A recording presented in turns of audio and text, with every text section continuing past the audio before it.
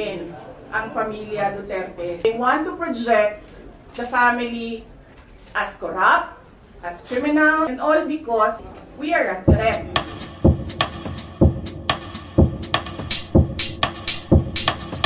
Yung comment on, yung sinasabi niyo yung lutong impeachment sa Kamara against you po. Pinag-uusapan nila, kahit na i-deny nila, pinag-uusapan ng members of the House of Representatives. Kasi meron pa naman kaming mga kaibigan dyan sa loob na hindi lang nagsasalita dahil takot daw sila. So sinasabi nila, it's openly discussed yung impeachment. How is it progressing now? Naku, hindi ko alam sa kanila. Basta kami, inaantay lang namin ang kanilang gagawin dahil expected na yon na gagawin nila. Kasi ano ba ang gusto nilang gawin? Gusto nilang pabagsakin ang pamilya Duterte sa politika. At hindi lang siguro politika, sa personal din. Dahil sinama nga nila yung asawa ko di ba? He's a private individual, pero sinama nila sa harassment nila. Example lang, kung ano yung, playbook. Doon kay President Rodrigo Duterte, nakikita nyo, di ba, merong quad committee ng House of Representatives na iniimbestigahan yung kanyang mga desisyon noong siya ay Pangulo pa. Tapos, meron tayong ICC na complaint against sa kanya. Tapos, merong plunder cases na final against President Duterte. Tapos doon tayo papunta sa akin. Hinahabol-habol nila yung confidential funds. In fact, nung sinabi ko to express goodwill, sabi ko, at saka para hindi na tayo magkagulo, o sige na, we'll shoot blind sa projects namin. Huwag na natin gamitan ng confidential funds. Pwede pa rin naman yan, pero mas mahirap. Kasi you cannot purchase information, you cannot give rewards. Hindi mo mamahahanap kung ano yung tinatarget mo sa security issues and peace and order. Tapos, etong impeachment na pinag-uusapan nila. Tapos narinig nyo, di ba? Anong play ni Castro? Ang sabi niya, kukunin namin lahat ng mga papeles sa loob ng COA. Saan ka naman nakahanap ng constitutional body, constitutional commission, at ang House of Representatives, uutusan niya ang isang independent commission na ibigay mo yan lahat sa akin. Ano, sila ang mag-audit? Hindi pa nga tapos yung audit, pero alam na natin, nahahabulin nila dyan ang paninira nila sa akin. Tapos, pumunta tayo doon sa aking kapatid at sa aking asawa. Pinailan nila ng drug smuggling cases. Based on Based on name dropping, based on chismis, based on hearsay.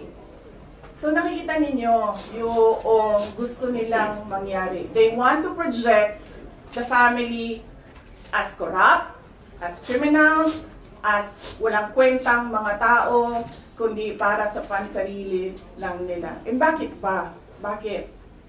And all because, sinabi ko na dati, we are a threat to the perpetuation in power of people na interesado maging, sabihin na natin Prime Minister, kung matuloy yung niluluto nilang chacha o President, kung hindi maluto yung chacha nila. Are you in any way bothered by the alleged impeachment moves po sa House, ma'am? Hindi. Hindi, I'm not at all bothered.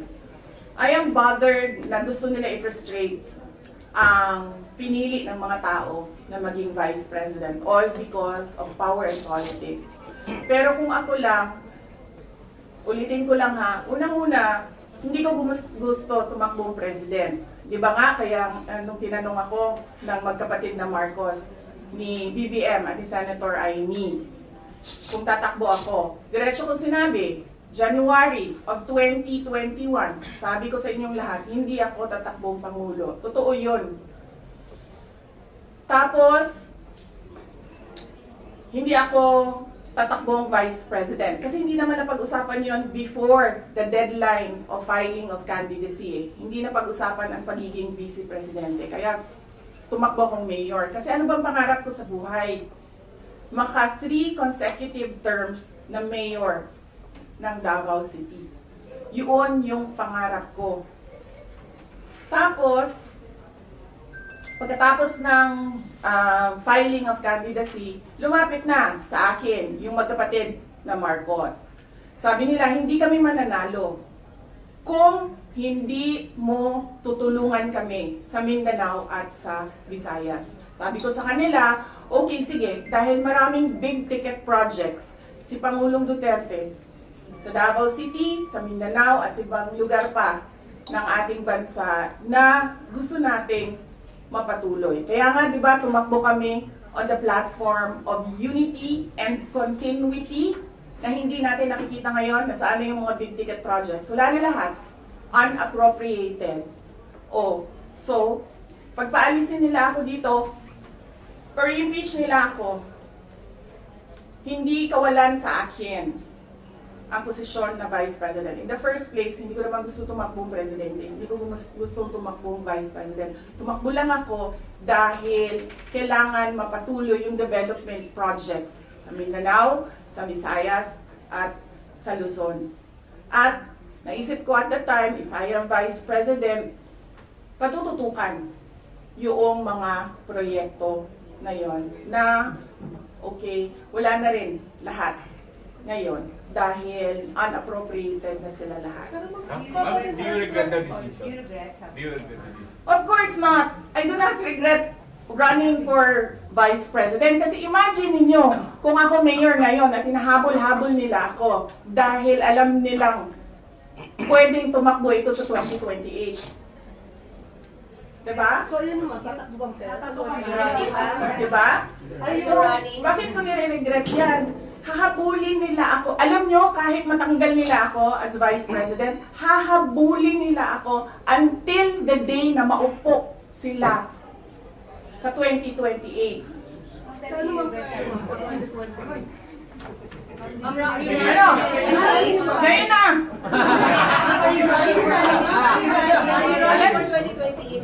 Mahirap sagutin ang 2028 kasi imagine niyo, pagbaba ko dito, nahulog ako doon sa hagdanan. Diba? E namatay ako bukas. Sayang yung paghahanda ko. Sayang yung paghahanda ko. Dahil ang layo ng 2028. Dapat magplano for 2028 sa 2027 at fourth quarter ng 2026. What you have plans of being the next president?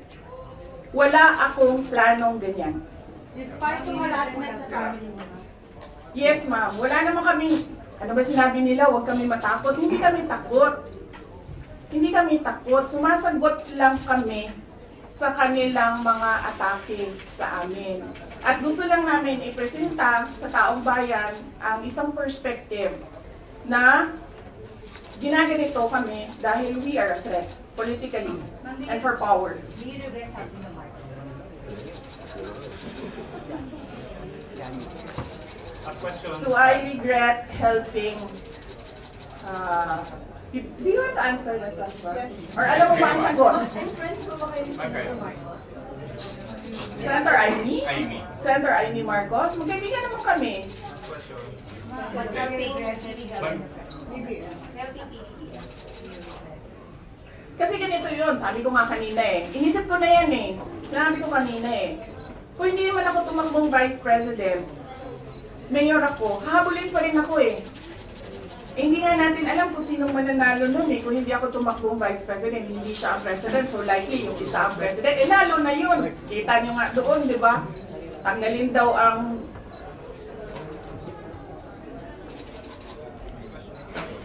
Ano?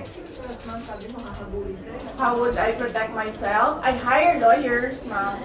Yan na lang naman kasi talaga ang magawa ko. Pero kung makikita nyo, hindi na talaga sila sumusunod sa batas, sa harassment nila. So, tatanggapin kung ano yung darating. Kaya sara-sara. Sabi po ni Senator Bato, may mga members ng House na opportunista, unprincipled, dahil after previously praising the Duterte administration, ngayon bigla naging critics. Will you share his belief na gano'n na? Ako, lumaki ako sa politics. 9 years old pa lang ako, mayor na ang father ko. So from 9 years old until today, wala akong ibang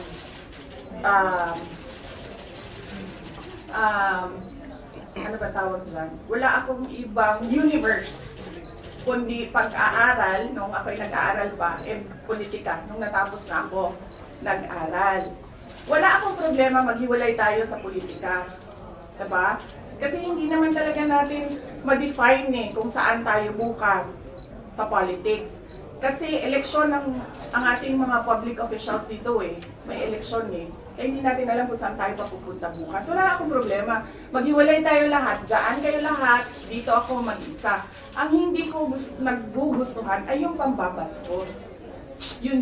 Pwede naman tayo maghiwalay sa politika Huwag lang maging bastos. Thank you.